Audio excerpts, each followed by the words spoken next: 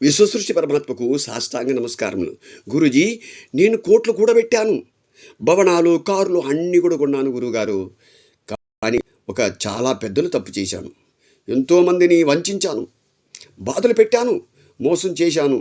ఆస్తి కోసం కొంతమందిని మట్టు పెట్టాను, అనవసరంగా చంపేశా.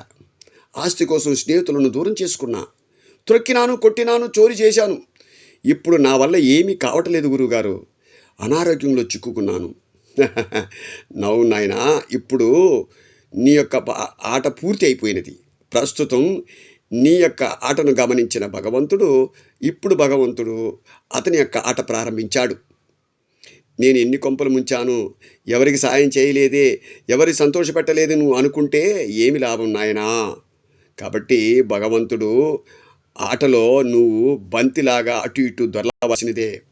బ్రతికినంతకాలం ఇతరులకు సాయం చేస్తే భగవంతుడు నీకు సాయం చేస్తాడు అన్న విషయాన్ని మర్చిపోయావు.